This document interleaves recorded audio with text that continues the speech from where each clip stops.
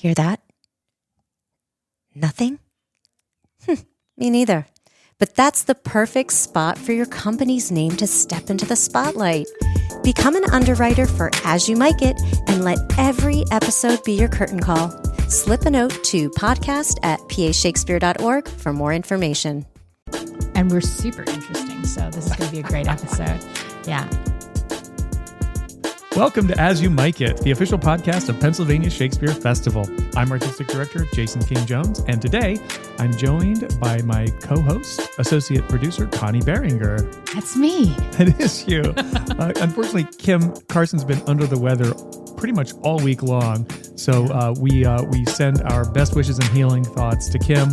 Today we're continuing our exploration of our 35th Summer Theater series with a discussion of how love operates as an act of resistance across this season's productions. From Romeo and Juliet, where love openly defies family and tradition, to Million Dollar Quartet, where devotion to music and identity pushes past expectations, and even Coriolanus, where love becomes pressure rather than freedom. We explore the ways that love asks something of us and what it can cost. Later in Act 2, we'll sit down with longtime friend of the festival, Suzanne O'Donnell. Suzanne was part of PSF's very first season as Juliet, and this summer she returns to Romeo and Juliet playing the nurse. Stick around with us for a peek behind the curtain in Act 3, where we're joined by PSF's Director of Production, Kevin White. Kevin is returning to PSF, and we're looking forward to introducing you to the newest member of our team. But first, let's get started with our roundtable on the themes of love and defiance. I'm not really sure if it could be a round table, as this is a very linear kind of conversation. That's right. We'll just walk around in circles while we talk. How's that? I think that's the way to do it. That's the way to do it. You know, Jason, I wanted to start with when we're talking about love and defiance. Mm-hmm. They're not synonyms for each other, No. I don't think. And, you know, when we look at love, we can look at it in a very traditional sense. You know, we can look at love as something that is obedient. We could look in the biblical sense, you know, love is patient, love is kind. Mm-hmm. And, you know, we can look at love as a means of preserving order and the order of things, whether it's in community or whether it's with family. But when we look at love in a more modern sense, that's when where it butts up against that traditional view. And that's where the defiance comes in, as I see it. Yeah, I hear that. I've been thinking a lot about how love needs to be manifest itself in the world today. Yeah. And thinking a lot about love rather than as a state of being or a feeling, and of which, you know, as many of you know, like we have one English word, love, that when we look back at different roots for it, there are, you know, 4 to 8 different Greek words that are associated now with the word right. love. You know, filial love or agape, right? These other states of emotion, but none of them, as far as I'm concerned, none of them really speak to what's most powerful about love, which is the action, which is love being an active verb, and love and what it does. And you know, you and I both are in, you know, long-term relationships with partners where we have to remind ourselves often on a daily basis, okay, it's not about necessarily how I might feel about this individual, which I still obviously love very much. It is about how I commit myself to maintaining this relationship and this family and this commitment to what we are doing together, which is stronger than what either of us could do apart. And so I think a lot about that right now, about how love is such a needful moment for us right now, and how it is so active. And love as defiance certainly comes into play, I think, as I'm examining that, and I think when we're thinking about it in our current season as well. And of course, most people, and of course, this is going to be coming out in the month of Valentine's Day. We're going to be thinking about love and the agape. We're going to be thinking about Romeo and Juliet, particularly, and these two characters who are this epitome of young, passionate love. But really, it's the defiance about these characters that makes the story so powerful as well. So Connie, you kind of pitched this whole idea of love and defiance. Yeah. And I'd love for you to kind of like tell me a little bit about where you see that interplay. Well, speaking specifically about Romeo and Juliet, I think that's a really good place to start. When I think about Romeo and Juliet, it really does show us what happens when love becomes a choice more so than obligation. And that really sort of juxtaposes the traditional view of love into a more modern sensibility. When I think about the way love is portrayed in Romeo and Juliet, one of the things that I was thinking about was Romeo as the sort of model for that traditional romantic love. Romeo throughout, well, even as it starts, he's desperately in love with Rosalind. He's lovesick. He's too, right? lovesick. And to the point where even after he meets Juliet, the word has not communicated to the rest of his crew that he's found a new love. And he's definitely part, even the friar says, "Oh, were you with Rosalind last night?" And he's like, "No, Juliet." And so this idea that he has where Cupid can shoot its arrow into his heart and he can be in love and he's part of this beautiful moment of romance is really this kind of traditional telling in a literary sense, and he has that kind of very innocent romance still, even in the nascent stages of his relationship with Juliet. And then when we look at Juliet, she's coming at it from a more modern sensibility and a more mature point of view, where she's saying that she loves him against what is right in her world. Tell me more about that. So she recognizes that her love for Romeo is going to be a choice that's going to go against her family. And she recognizes that this is not a wise choice for her. Even if she is young, she sees that as not the traditional choice for her partner. Well, absolutely not. No, in fact, like her family's already telling her, like, "Hey, there's this guy named Paris that we want you to be with. And, like it's time for you to start thinking about getting married. So here's your partner that we have planned for you." Right? And that's that part of that familial obligation where it's just like, your love for family is going to be why you're committing to Paris.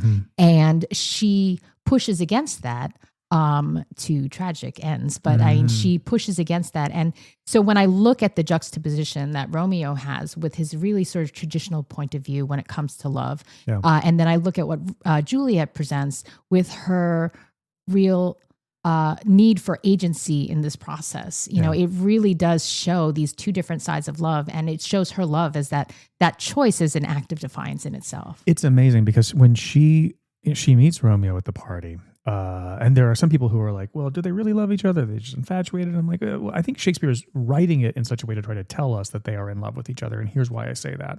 Both of them are primed to be ready for a love, both because Romeo has been infatuated with Rosalind, who, as we are told in the story, we never quite see her. Perhaps we see her at the party. We understand that she may be a guest there, but she has no lines in the play whatsoever.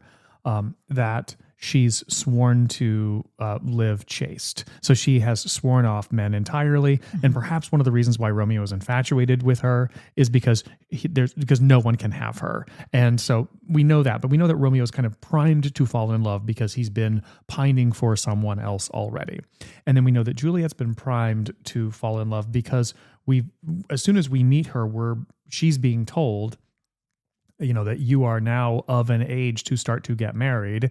And her mom says to her that I was having children by the time I was your age. And now here is the County Paris who is interested in marrying you. And so this is going to happen, and watch him at the party. So both of these characters, and the nurses also told Juliet, has made all these kinds of body jokes about how women should be falling backwards when they have more wit as opposed to falling forward, right? Naughty, naughty, naughty, right? So there's both of these characters, again, they've been primed to be ready for a relationship, and then they meet each other in the party at the Capulets' ball, and don't know who the other one is.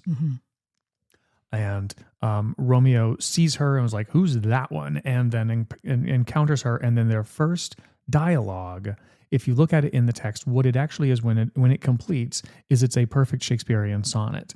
Romeo starts with Juliet and says, if I profane with my unworthiest hand this holy shrine, the gentle sin is this, my lips to blushing pilgrims ready stand to smooth that rough touch with a tender kiss. And that's the first 4 lines in a rhyme structure that is like a Shakespearean sonnet. Juliet hears this and responds in kind with a similar 4-line structure that says, good pilgrim, you do wrong your hand too much, which manly devotion shows in this. For saints have hands that pilgrims' hands do touch, and palm to palm is holy palmer's kiss. And this continues on all the way to a complete 14-line Shakespearean sonnet that literally ends in a kiss. So Shakespeare, I think, is telling us structurally these two people are meant to be together. Yeah. They are in sync.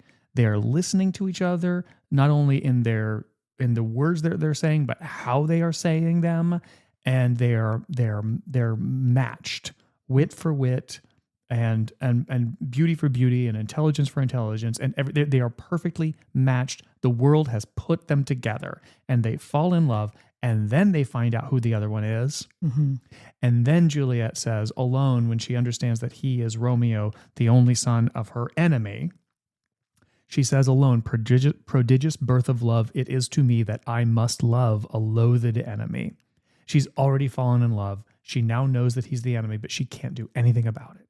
And then we see them at the balcony, and then everything, we think Juliet thinks she's alone, and she talks about how much she's in love with Romeo. Romeo has already climbed the wall to escape from his dopey friends who are trying to make fun of him about being in love with Rosaline, which he's completely forgotten about by now. And he overhears what Juliet has to say, decides to speak up, and then we have one of the most perfect scenes written in the English language and in theater, and it is the balcony scene. And in that scene, I think, as you were talking about, how Romeo has this one style of love with Cupid's arrows piercing him, and that's all how he's been feeling about Rosaline, and now he's spending these moments with Juliet after the party, in the same night when the magic is still alive in the air. And Juliet helps him kind of understand how to love, right? Mm-hmm. She was like, don't swear by the moon, right? Because he was like, well, what do you want me to do? She says, don't swear by the moon, the inconstant moon, and monthly changes in her circled orb, lest that thy love prove likewise variable. And he's like, well, what do I swear by? And she says, don't swear at all. Or if you do, swear by your gracious self, which is the God of my idolatry, and I'll believe thee. And he's like, if my dear love. And she's like, well, don't swear. Like, although I have a joy of thee, I have no joy in this contract tonight. Mm-hmm. It's too rash, it's too unadvised, too sudden, too like the lightning, which just ceased to be, or one could say it lightens. Let's not do this. And she tries to put the brakes on it because she's like, I love you, but this is way too much. And clearly, I'm trying to teach you how to love. We can't do all of this in such a short amount of time. We should slow down.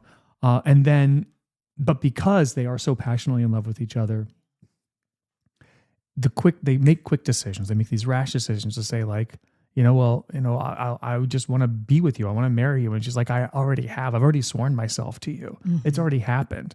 But let's do this tomorrow. Let's make it happen. And they make these really quick plans to go see the friar to swear to get married. And it's that speed that becomes the problem. But in that balcony scene, what we see is a Juliet who has a much more sophisticated understanding, I think, of how to love and what it means to love. And what the actions are required in order to be truly in love and to love in an active way. And Romeo, who is probably a little bit older than Juliet chronologically, doesn't have as full of mature an understanding of what love is, what's required in love, and mm-hmm. he has to be open and hear from Juliet on how he's supposed to respond to this. I have this wonder about what would this story be if this was Rosalind instead of Juliet, because she's a Capulet. Yeah, it's just not the same. It's right? not the same. It's not the same because she's not the head of the family. She's in the family, but she's not the head of the family. Is she going to be like a bride of God? Is it like that's why she's chaste? I mean, we don't really know because we just know that she's loved at, but we've never, I think there are other people who've decided to write plays about Rosalind so that we can kind of dig into the hypothetical history of this character. But I mean, it wouldn't be much of a story though. There's not much of a story there. I mean, you could craft as much as you wanted to, but there's not much. You're right. She is a Capulet. And this is a part of what's interesting about the story, because we all think that these two families just are like oil and water opposed to each other. Mm-hmm. But even in that Capulet ball, the host, Lord Capulet, learns that Romeo is there by Tybalt, who's hot and bothered about the fact that Romeo is at the party and crashing this Capulet ball. There's a Montague in the Capulet household. How dare he? And Lord Capulet himself says, leave it be. It's okay. Right? Yeah. He presents himself like a portly gentleman. He's a good guy, and I don't want to have a big row here at the party. This is not the place for This is not the place for it. He's okay. Leave him alone. So even and also it's helpful to note that, at that point, Capulet and Montague, the heads of both of these households, have had a private sit down with the prince, who was like, if your families have another fight in this town, your lives are going to pay the forfeit of the peace. Mm-hmm. This is ending now. Yeah. You have to accept that each other exist in this town. You have to stop destroying the peace of Verona. Mm-hmm. So they've been put in their places to know that, like, it's a capital offense to create a violent event, right? To fight with the other family. And so Lord Capulet is like, he's fine. Leave him alone. Mm-hmm. Tybalt won't have any of it. So I think that also tells us a little bit that this feud between the Capulets and the Montagues is a feud that is kept alive by some of the people in the younger generation who've been taught to hate really, really well, while the older people, I think, in some ways have kind of moved on. Mm-hmm. Mm-hmm. And they've been told to move on, and so they're going to find a way to do that because it's good for business, it's good for the city, it's good for their position with the families. Not for nothing, Paris is related to the prince. So there's also potentially something politically savvy about Lord Capulet pairing his daughter Juliet to the County Paris and attaching her to the royal family. Because also I think in that marriage, that's another way that Capulet could potentially be ending once and for all the feud, because in a way he would kind of win, because there's no way that the Montagues would touch the Capulet family if they were married to royalty. And what happens to the Montagues? Well, they're just sort of like put out in the cold at that point. Yeah. So I think that Capulet's also thinking about how, and this is not this is a common practice rather in a time when the daughters were essentially a commodity for marriage, mm-hmm. in order to try to create treaties across warring factions or warring countries. Sure. Marry her to somebody of value, mm-hmm. that can then politically fix the situation. I mean, that was a lot of what Jane Austen was writing about in general. And this is not to segue over there. But let's segue. Go ahead. Okay. Well, when you think about Jane Austen's works, a lot of her stories are very charming, and they're about this provincial life that they have. Yeah. But the underlying theme is that these marriages are what makes connections, and who are the associations that they can better for the whole family, based on who they're going to marry. Right. And so it is that sort of very traditional sensibility that comes out, where it's just the woman's role is to essentially be a commodity and to better everybody's relationships. So when you think about that in relationship to Shakespeare, that kind of monetized view of love really moves along, the 150 years, 200 years that separate Shakespeare and Jane Austen. Yeah, I mean, the women in Jane Austen's time had one critically important choice that they could make, and only really one choice of real value in their lives, and that was who they were going to choose to marry. Yeah. And many of these women, of course, in Jane Austen's stories, they had a choice.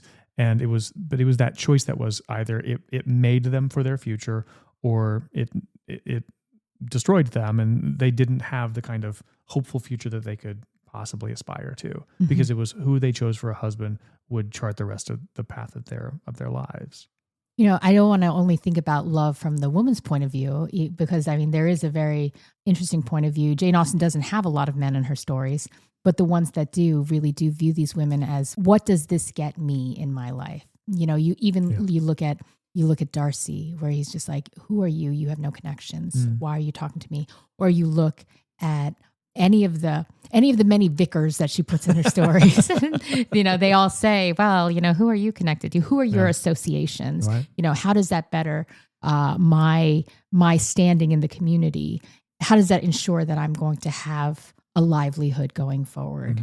And so all of the men and all of the women kind of view this role of marriage in a really similar kind of way, where they're not looking at romantic love, and they're not looking at where this is going to take them. They're looking at, how does this serve me? But then when we look at it from a more modern sensibility, and even Jane Austen looked at it from a pretty modern sensibility, where she's just like, no, each of these people should have agency over what they're doing. Absolutely. And they should marry for those right reasons. Yes. And I mean, happily, because it is Jane Austen, Right. when they do exercise that agency, and when they do exercise those choices that break from that traditional way, everything ends up right. Well, yeah, because it's Jane Austen. She puts a bow on it. With Austen, I think that we will spend more time talking about the complete works of Jane Austen abridged, probably in a future episode. But these characters that Austen writes have such complexity and humanity in the confinements and restrictions of the world in which most of these women live. There's so many rich and varied characters with such deep humanity that she writes about, that we definitely need to spend some time, I think, talking about the freedom within the restrictions. Yeah, Absolutely. something that you were talking about when we were talking about these versions of love, and we were talking about Juliet and the way that she helps Romeo kind of understand how to love, and that carries on throughout the play in different ways. Shakespeare also writes about another character that does that in a much more extreme kind of way, and a rich and beautiful way, and that's Rosalind to Orlando in As You Like It. When Rosalind and Orlando have a moment where they kind of meet and quickly kind of fall in love when they're both in court. And both of them, for different reasons, find themselves banished to the countryside. Rosalind's father was once the Duke, and her uncle banished her father. And although she was able to stick around for a while because her cousin Celia loved her so much, she ultimately found herself also banished to the countryside. So she and Celia escape. She dresses up like a boy, calls herself Ganymede, and they're off in the countryside. And then and Orlando has a brother who also hates him, and winds up trying to have him murdered. He escapes and goes off to the country as well. So they're both away from the city in the country, and having once kind of noted each other and fallen in love. Now Rosalind's dressed as a guy, sees Orlando. Orlando's still kind of pining for this absent Rosalind. And so, speaking of Rosalind again, the name this Rosalind, now dressed as Ganymede, takes it upon herself in this kind of newfound freedom that she has, wearing pants, walking around with the freedom of the kind of dudes in the forest, to teach Orlando how to actually be in love, how to properly love a woman, or how to properly love her, and puts him through his paces. He thinks that it's a pretty simple thing. You just kind of feel love and that's it. And she's like, oh, no. Women are far more complex than that. They have far more wit. And if you don't understand that, you're going to basically watch your wife leaving your neighbor's bed. And he was like, well, what does that mean? He's like, well, I would just say that I was looking for you, because if you don't love a woman with her wit, you're not going to fully understand how to love women.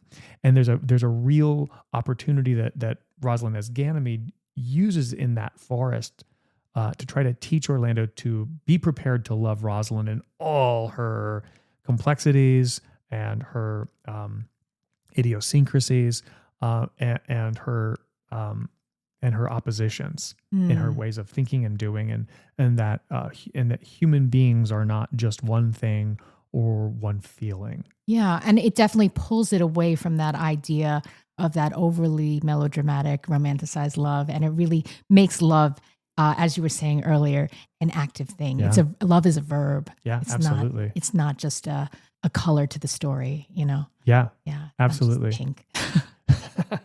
Well, and it's funny because As You Like It, particularly, the full text of As You Like It, it ends in like a quadruple wedding. And in fact, the god Hymen descends upon them to kind of bless everybody in their various weddings. There's Orlando and Rosalind and Orlando. There's Celia with Oliver, who was the brother that wanted to kill Orlando and then had a whole conversion. And that idea of conversion we can also talk about, but that's not for Love and Defiance. But there's that wedding, and then we have this country couple named Phoebe and Silvius, and Sylvius has been pining after Phoebe. Phoebe finds herself infatuated with Rosalind dressed as Ganymede, but of course that's not going to work out. So then she's like, well, I'll take my consolation prize at this young guy, Sylvius, who's been pining over me. And then there's he'll do, right? He'll do. He's fine. He's devoted. I'll take devotion. Sure. And then there's Touchstone, who was a courtly court jester who's found this other country lady named Audrey. He was like, maybe the wedding is just for convenient copulation. We're not quite sure, but he's going to go ahead and marry and just buy into this whole country life. So there's quadruple wedding that happens at the end of As You Like It. Oh my gosh. The double wedding that happens at the end of Pride and Prejudice. Uh-huh. And then murder, suicide at the end of... Well, we won't go there. the simple, of course, the simplest shorthand for understanding whether a Shakespeare play is a comedy or a tragedy is, does it end in death or does it end in a wedding? And so here it's pretty clear where ends where in we four. Four. We Yeah. know Yeah. that as You Like It is definitely a super comedy. So we talked a little bit about Million Dollar Quartet in the introduction, and we were talking about love and defiance. Here we're mentioning how that plays into Million Dollar Quartet. Real quick, Million Dollar Quartet is based on an actual event that happened in history at Sun Record Studio in Memphis in 1956, 1957. Yes. It actually happened in Sun Record Studio in the late 1950s in Memphis, where Carl Perkins, Jerry Lee Lewis, Elvis Presley, and Johnny Cash all descended at Sam Phillips Sun Record Studios and played together in a single night.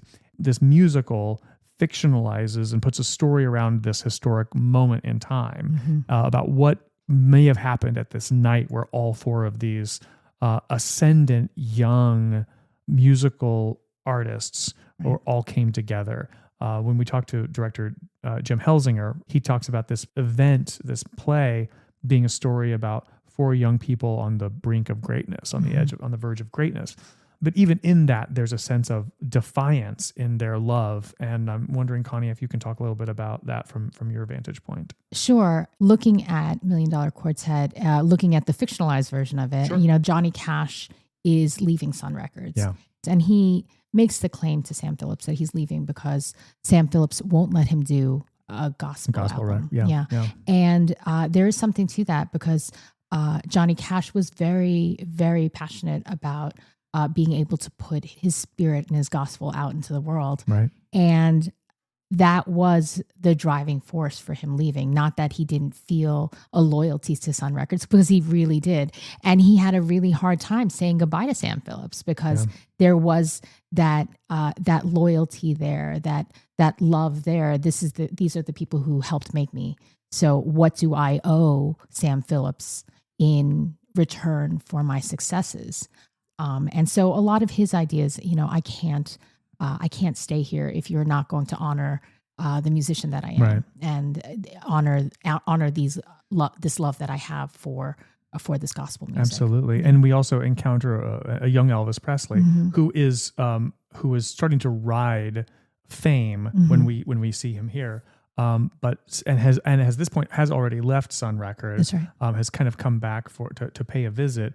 But is also hoping maybe to get Sam Phillips to join him in a larger label because he sees in Sam a record producer who understands him as an artist and help bring out the best of him, and also not making him such a commodity, but helping him be an artist. So there's also something in that push pull and that love of being able to create music that Elvis sees in Sam Phillips and wants to try to help him develop it more as an artist himself. Yeah, and as an artist, Elvis did have a big struggle going on, in part because of his identity. Here he is, a white rock and roll artist who is really growing in his success because he's appropriating Black culture and Black music. Yeah. And, even in that time, he found himself to be sort of a lightning rod for that kind of conversation, because that conversation is not a new conversation. That happened when Elvis was coming into being. So when I think about where Elvis is, he's at Columbia Records and he's not feeling that family that he felt at Sun Records, and he's not feeling the loyalty to him. He's they're sending him out into places that don't necessarily want to see him. Yeah, and the colonel's really kind of manipulating him too. That's right. Yeah. And so when you look at the Elvis in Million Dollar Quartet, he really looks to Sam Phillips as to someone who can be there to be his advocate and to be his sort of protector over at Columbia Records. Yeah, he's looking for somebody to love him, who can protect him with love, as opposed to kind of like utilize him as a commodity. That's right. That's right. You know, and when he looks at the colonel, you know, the colonel's just trying to sell him to the biggest possible audience. And he feels that distinctly. You know, he doesn't want that. He wants to be able to be his true self. He wants to be able to create an environment of those who are loyal to him and in turn be loyal to them. Yeah. And so that's one of his big reasons for wanting to have Sam Phillips join him in this venture to Columbia. Yeah. And Sam Phillips, in his own way, in his own act of love and defiance, wants to hold on to this little record studio that he's created in a garage and wants to just make pure rock and roll music and help artists start to really find themselves. He discovers so many people. And of course, we're seeing Jerry Lee Lewis here as he's just beginning his career. And he's the kind of an example of these artists who once like Elvis or once like Carl Perkins and Johnny Cash as well, got their start at this place where the love for the music was just so pure. And there was a kind of a defiance in pushing against any of the big record studios, the Columbias, for example, that were going to commodify these individual artists, where the art itself was just going to be pure. Yeah, absolutely. So moving on. When we look at Romeo and Juliet, and that shows us love breaking the rules. Sure. We look at Million Dollar Quartet, and that shows us love helping to redefine our own identities. Yeah. Looking in a different way, Coriolanus. Yeah, it asks what happens when love refuses to evolve. You know, and it really shows us what happens when love is all about obligation and no longer about agency. You know, and you think about you know, this was always my big hot take on it, where, you know, you have someone like Volumnia whose love is as a mother is, you know, fierce. Her love is super sincere, but it is also somewhat conditional, you know. And Volumnia is, for those who don't know, Coriolanus' mother. Everybody knows now. Everybody no, that's right. Yeah. Volumnia as Coriolanus' mother. Now, clarify this for me. How big a part does Volumnia have in this whole? Well, how big of a part does she have? I mean, she's on stage for a few scenes, but she has an outsized influence. Yeah. There are a lot of characters who have big aura but aren't on stage a lot. Yeah. Volumnia is one of those characters. Tybalt is one of those characters. Tybalt's in 3 scenes, but he's got a big aura, right? Got a huge aura. Yeah. So that's what you've got but you've got somebody who is able to change. So Coriolanus is the greatest warrior that Rome has ever had, right? He is an incredible fighter. In fact, the first act, of the, you know, and Shakespeare, you know, writes in 5-act structures. The first act of Coriolanus is him earning the name Coriolanus in battling against the Volscians in Coriolis, and it's like 10 scenes. It's a huge series of battles where we see who becomes the man who becomes named Coriolanus, fight to the honor and glory of Rome. And so we see him in action. We see what an unstoppable physical fighting force this guy is. We've also seen him really annoyed and frustrated and angry with the what he sees as the ungrateful people who and not really and kind of hating the people because of their lack of gratitude, because they want to stir up rebellion, and he has such a contempt for that kind of point of view. But we see Coriolanus as such a fierce fighter that he can't be stopped by the greatest fighters from other countries.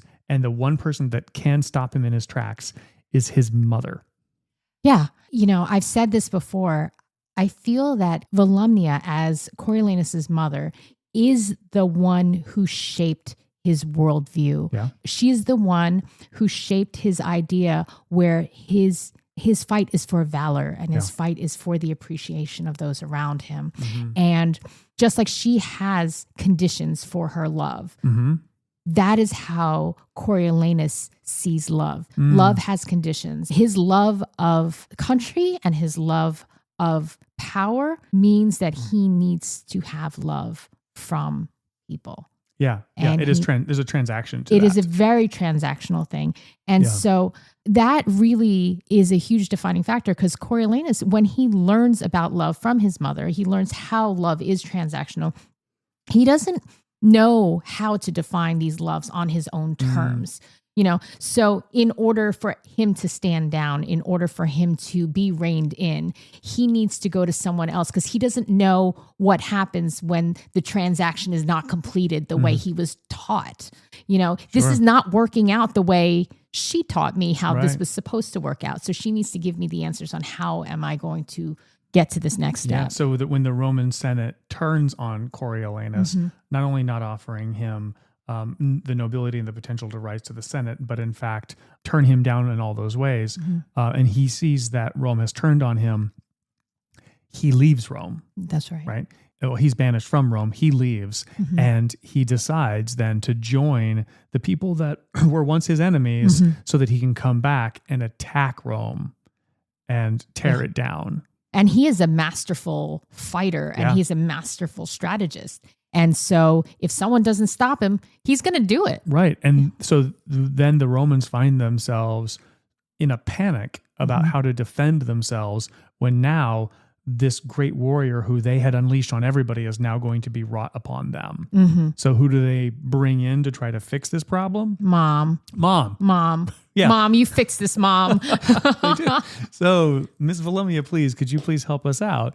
And she does. And she convinces Coriolanus to cease the fight. And of course, then this is part of his tragic downfall as well, is once he shows this weakness, there's really nothing left. And he winds up falling on the sword.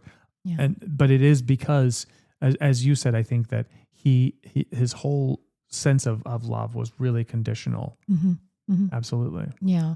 And when I look at that, he is incapable of evolving as far as how he sees his community and how he sees, how he puts his community's needs ahead of his own. He can't just be satisfied with standing down and not being loved and not having that love of his community. He can't just be the warrior, the great warrior hero who's going to retire in the countryside. It's not possible for him. Yeah. I'm so fat. I can't wait to actually have a conversation with the cast of Coriolanus and talk with Jeffrey Kent, who's going to be playing Coriolanus, after he's had some time to kind of live in this role, to see if he agrees at all with what we are saying about love and conditionality of love. Oh, absolutely. It's so easy to kind of like read these plays, especially the ones that we don't spend as much time living in, and being able to kind of make decisions about why these characters are justified. But it's then when we get to talk with the artists after they're in the process that we can learn so much more from them about their own vantage points as well. Well, I mean, I've been having such a tricky time with Coriolanus because there's not that much.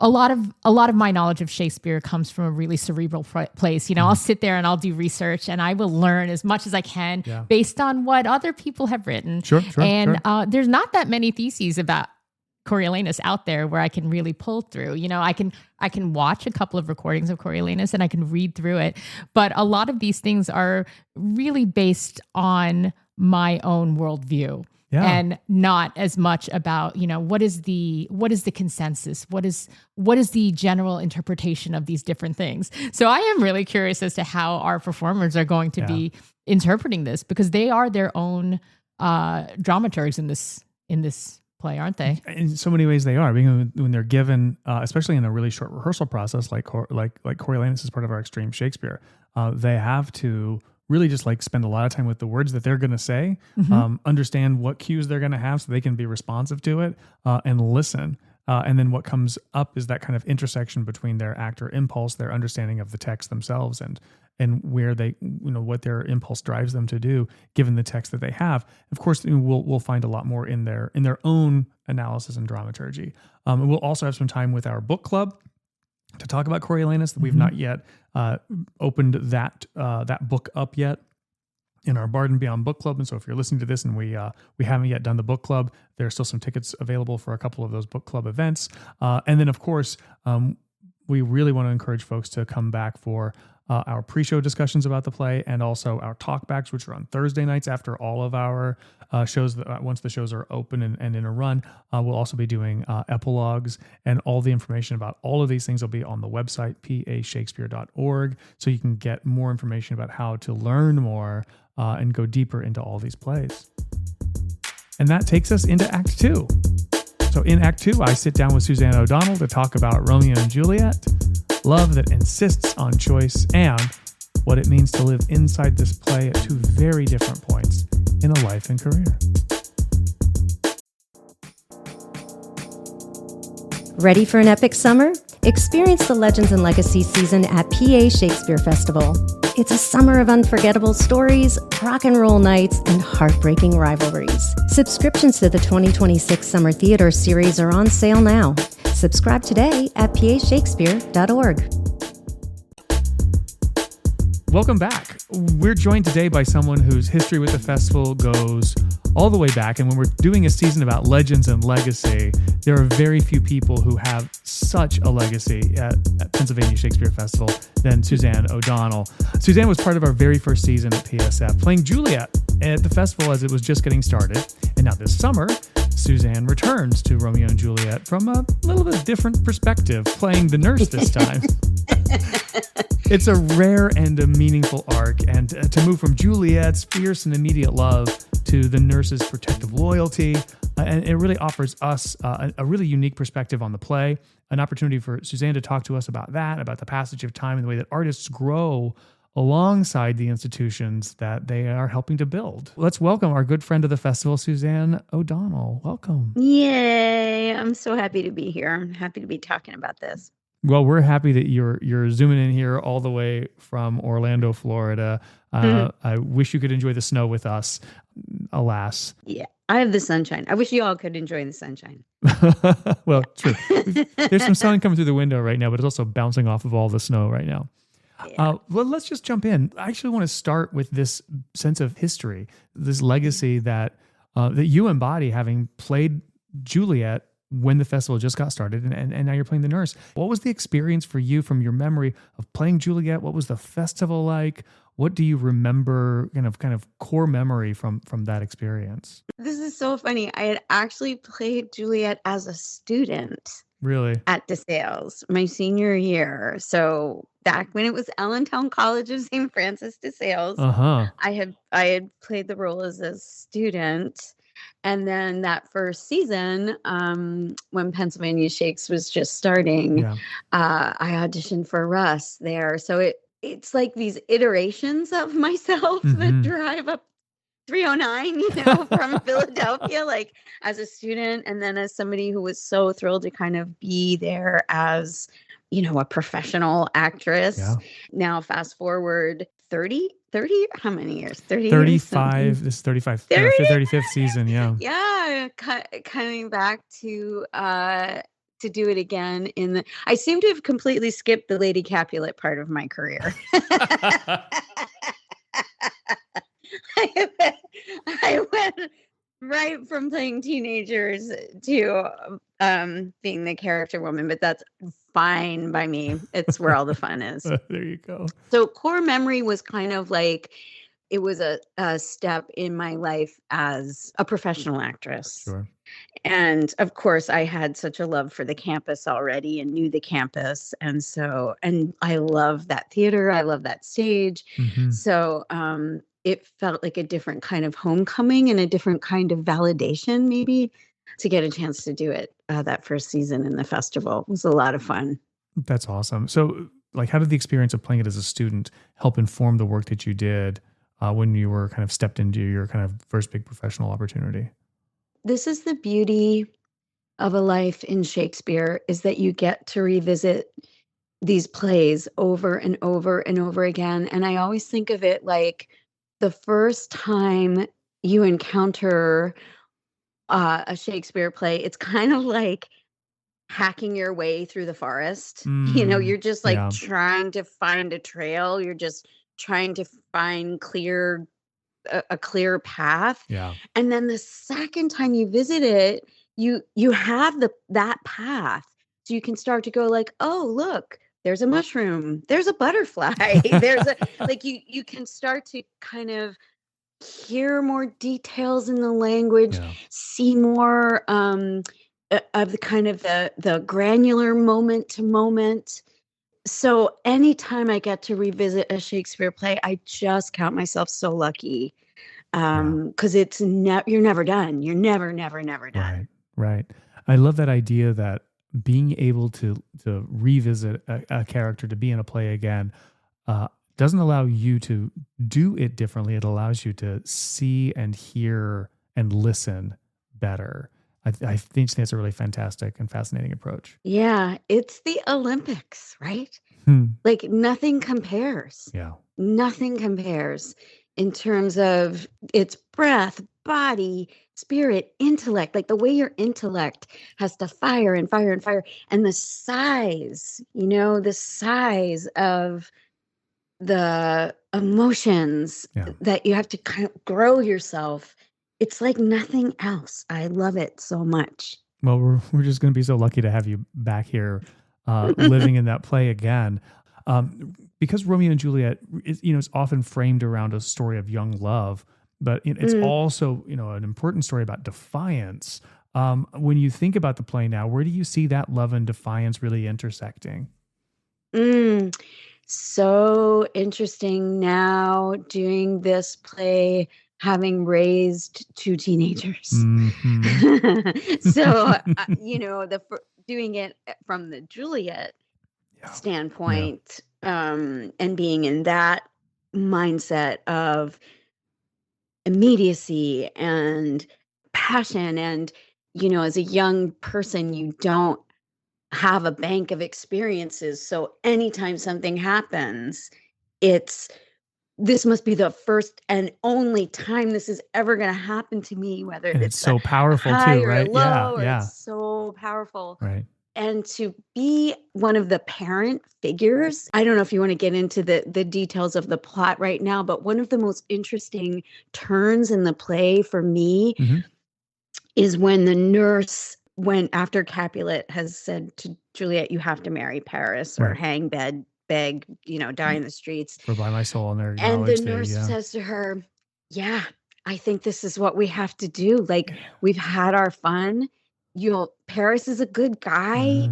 You'll be okay. And having had those many years as a grown person, and the nurse herself in that first scene, she talks about losing a daughter. She talks about losing a husband. So she has lived a life. She is a survivor. And as much as she gets on board for this Romeo thing, like, I think she's thrilled with him until she's not. And that thing of like compromise, pragmatism, those things that come with being an adult because you've lived a long time, and that even though it's not what you want, what you desire, you will be okay. And sometimes we have to settle for what we don't want and live on and survive. So it's very interesting to go from being in the Juliet mindset of the nurse becomes a traitor to her at that moment, go counselor, ancient damnation, she calls her. And in that moment of looking in this beautiful little Juliet I have, looking in her eyes and thinking, I know this isn't what you want to hear, but you have to hear me say this. It's going to be okay. And it's just interesting, kind of having embodied both of those. Yeah, I wanted to dig into that a little bit more. The pragmatism that the nurse applies in that moment, the survival instincts, as you said, that the nurse is a survivor. But we're also kind of primed to understand that Juliet, whatever chronological age is written in the script, 13, 14, whatever that is that she's early in her life. She's a teenager, and as you said, she's experiencing things for the first time. So these feelings are acute. they're massive, and the pragmatism does feel like betrayal, doesn't it? And that, Yes. yeah, because it's that's taking away from this what feels like a passionate obvious that, you know, the only choice is to be with Romeo, and all these terrible things that have just suddenly happened, and we need to find the path where I can still be with Romeo. And then to hear you make the choice, you the nurse make the choice that really what you should do is the opposite of what you think you should do. Mm-hmm. Yeah. Yeah, you'll marry him, you'll have kids, you'll get over this is what you can't see when you're young. Mm-hmm. Is that you'll get over it. It may always be there, but that life has many branches and many different, you know, paths you can travel. Well, but this is Juliet's biggest yeah. dream, right? Like this is her future that she's all kind of tied up into this. And that's, I mean, that how passionate and how big and how specific our dreams are when we are children, when we think our path is going to be only one direction and it must go in one direction, to be told by anybody that it can't be that direction it feels like a death. Yes, I think artists maybe live this a lot too, of you may fixate on an idea of what success is or what you think this is what making it is. Yeah. And then once you open your perspective, once you open that vista, it's like, oh, there are many ways. There are many, many ways that I can arrive at this feeling complete and feeling satisfied and feeling successful. But that only comes with living, right? Mm-hmm. Yeah. And Juliet doesn't want to hear that right now. No, no, she doesn't. 8 shows a week. She's yet to listen to me. No, but, and that's what's so, that's what's so appealing about her, right? It's all or nothing. Yeah. That all or nothing quality, like we can all relate to that. And maybe that's also what's so, as you're saying, it's so appealing because we all know what that all or nothing still, what it feels like. Yeah. And that it feels so right in the moment, and it's also incredibly dangerous. These violent delights have violent ends.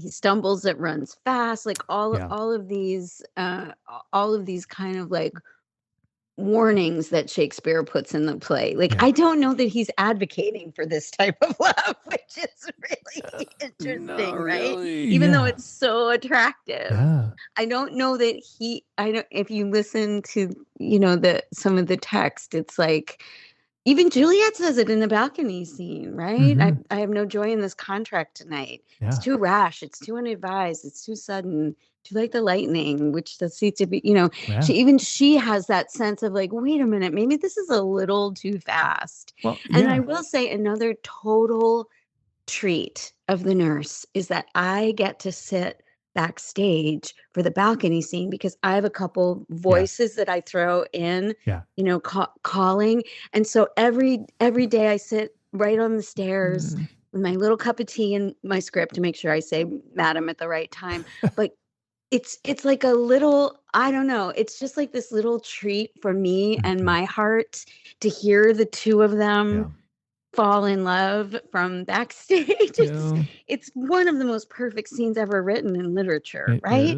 It's so perfect. And it's why we want them to make it too, right? Yes. Because that scene is just so beautifully crafted. Yes. Yeah. It's funny and it's heartwarming, and they're kind of like coming to realize, Romeo saying, I'll stay here. I forget any other home but this. Yeah. It's just a lovely little vitamin for me, kind of to sit back there. It's just like nutrients. It's so delicious. What's your, as an actor who's kind of approaching and navigating all of this in the play, what's been your approach into understanding who the nurse is and both her loyalty and her defiance? Shakespeare's such a genius. He's such a genius. Those early scenes in the play where the nurse is kind of like prattling on with Lady Capulet and Juliet in that first scene. And I keep going like, why is that there? Why is that there? And I think that's there because you hear the fact that her own daughter is gone, has been taken from her. Yeah. And she has poured all of her love into this Juliet. Yeah. She's poured all of her love into this and has been allowed by the family to do that. And that the husband is gone, and her language is so earthy and about love and about the joys of can I say sex on the podcast? Yes, you can. Like her advice to Juliet is seek happy nights to happy days. Yeah. That's her advice. Yeah. Right. So I think that tells her story of like, and her physical intimate relationship with Juliet. She nursed her. And I love that there's a whole, like the fact that Shakespeare got this, like what a powerful intimate relationship that is, and the weaning process, like it's staggering how detailed and intimate that monologue is, and how informational of who this woman is. Right.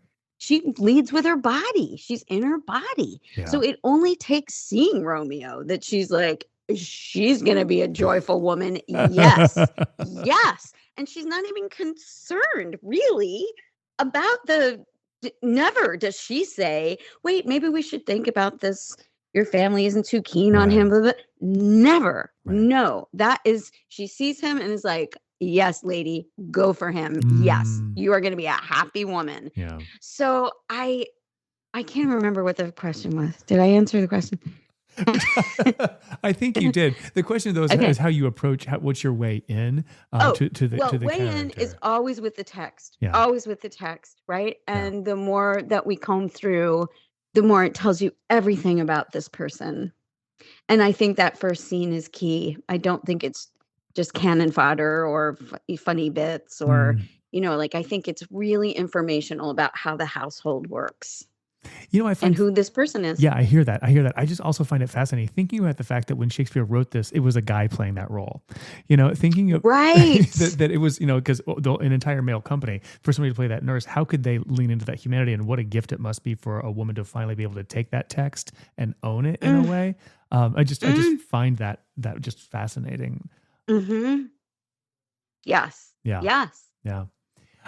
So I'm having a blast. I'm so glad, and I can't wait to collaborate with you on this piece and take all of your experience and knowledge and your own history with this particular play and with all of the history you've had here at PSF and put that into the room with us. I'm just really excited to get this process started in a few months. The thing about Romeo and Juliet, I just want to plug it for a second. Yeah, because I love the play. To me, that play is a full meal. It's the first act is so funny. Yeah. And there's love, and it's a rom-com. It's funny. It's friendship, male, bromances and kind of like bromance stuff happening. Yeah. And then kabam, you get also this incredible action and drama and tragedy. And I'm going to say this. In the last Sunday, we had a matinee, and after the events of last week nationally, it just felt like I know my own heart was so tenderized, and it just you could feel it in the theater that people were craving catharsis and connection. Yeah. And I left the theater so grateful. Sometimes it feels like, is being an artist enough? Like, I don't know if you ever think that. Are you like, with everything that needs to be done in the world right now, am I doing my part? Right. And it felt so essential for people to gather and have that collective experience, like bodies next to bodies, experiencing this. I mean, the Greeks knew it. They knew why we do this. Yeah. And it felt so collaborative with the audience, and it felt like such a privilege to be the vessel for this story that I feel like we all brought our broken-hearted selves to the theater on that Sunday. The cast and the and the audience. And it just felt like there was some kind of magic healing catharsis, and it felt necessary. So I just wanted to say that. I appreciate you what a full sharing meal that. this play is. Absolutely. Thank you for sharing that.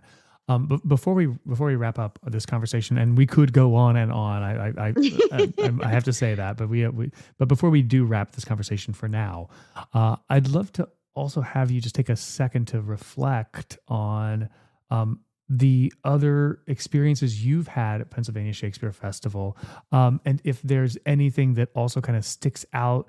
How it might speak to the experience that you're looking forward to having this summer, how it may, how it has impacted your work as an artist.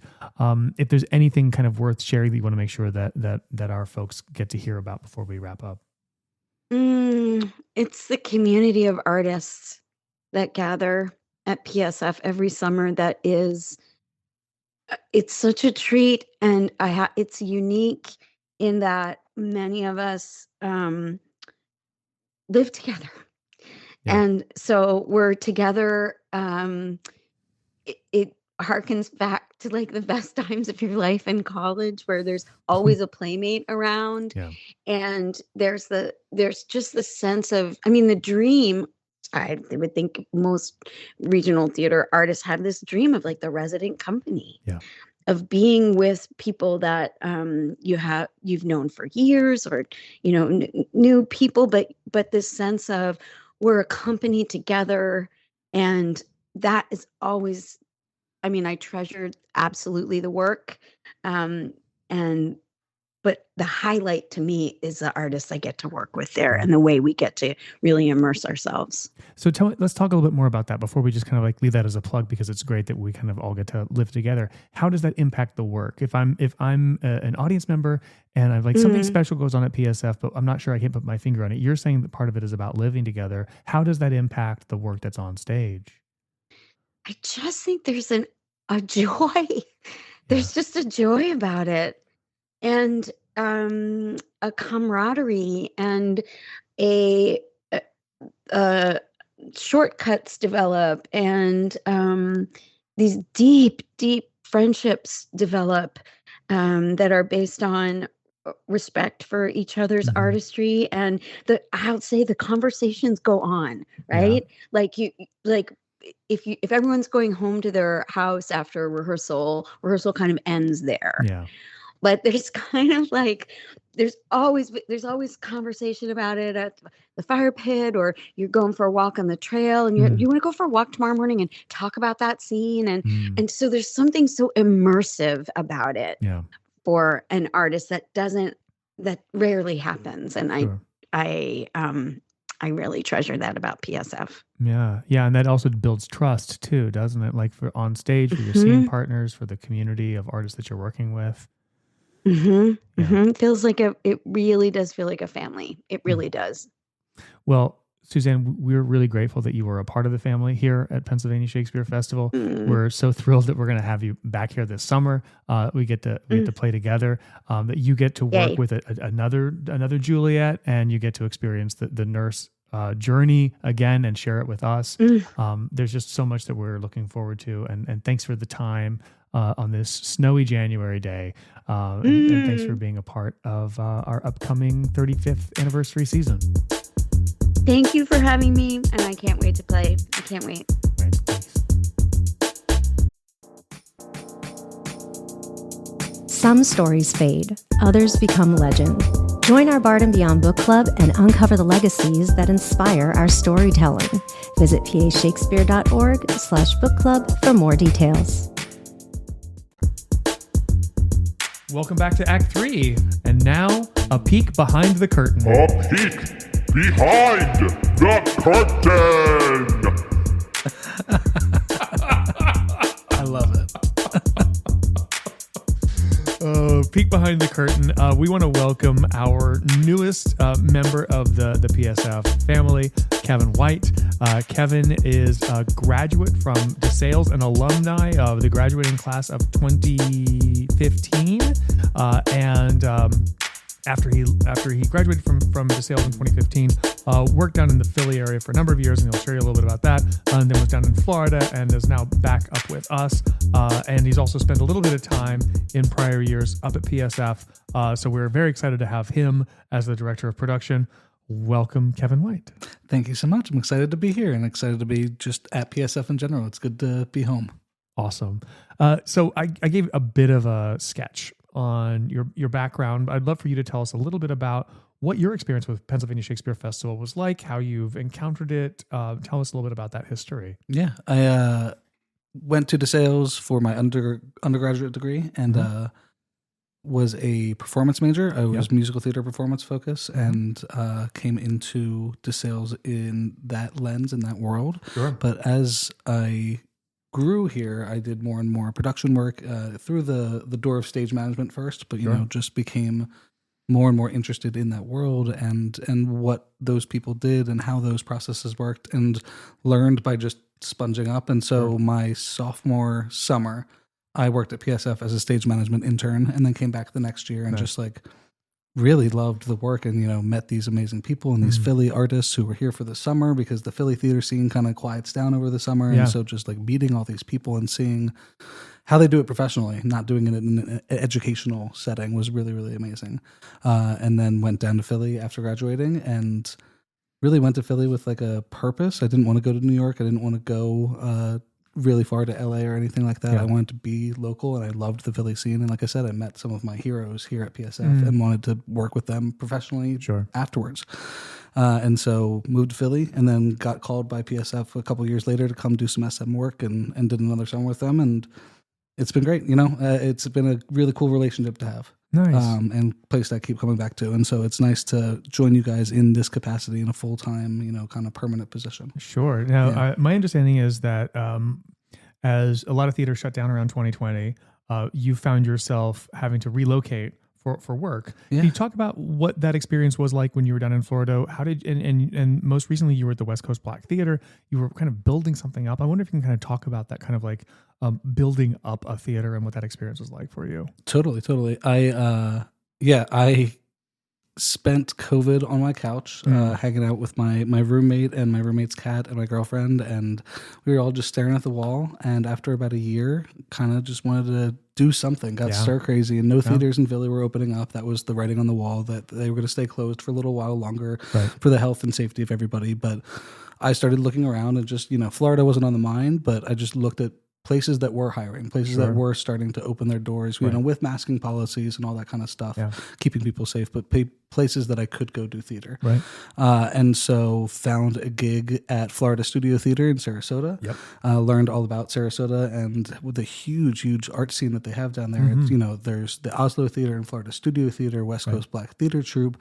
There's plenty of community theaters down there. There's an opera. There's a Sarasota Ballet. There's a Sarasota Orchestra. It's just like a huge arts hub just south of Tampa. And so moved down there and, you know, did a little work with FST for a bit, and then moved over to West Coast Black Theater Troupe, and they were looking for a production manager. Their first production manager was just stepping away, and you know, good relationship, but they were ready to move on, and so they were looking for their second production manager. And so I came in, and they said, "Hey, we really want to elevate what we do here. You know, we see the work that can be done here in Sarasota at other theaters, at other places, and we know what our budget is. We have an idea of what their budget is, but we don't see the same results all the time." And so Nate, the founding artistic director of West Coast, and Julie, the executive director there, really trusted me and trusted my experience and my view to work with them and work the structures they already had in place for 2 decades already before I got there, and really improve upon them and build systems and teams that could really step their production elements and their production game up. And we did that successfully over my time there. It's like night and day, you know, seeing the photos from when we started and when I stepped away from that position. It's really, really cool to see the growth and to see where they're going. You know, the trajectory is only up. They're a really dynamic theater, and it's really, really cool to been a part of building that step along the way. That's exciting. Now, so for listeners who don't fully understand production manager, director of production, you know, boil it down to like 2 or 3 big picture items. What exactly are you here to do at PSF in that kind of production management role? I like to look at it as the director of production or the production manager works side by side with the artistic director and the directors of the piece, of the piece of theater that's being produced, being performed. And the director and the actors take care of the acting, the music, the staging, all of that. And the director of production is kind of responsible for everything else. You know, the scenery, the lighting, the costumes, the sound, the projections, the painting, everything that comes together around the actors and the world that the actors and the director have been building in rehearsal. That's my job. That's what I do. So I assemble a team to help me bring the designer's vision and the director's vision to life.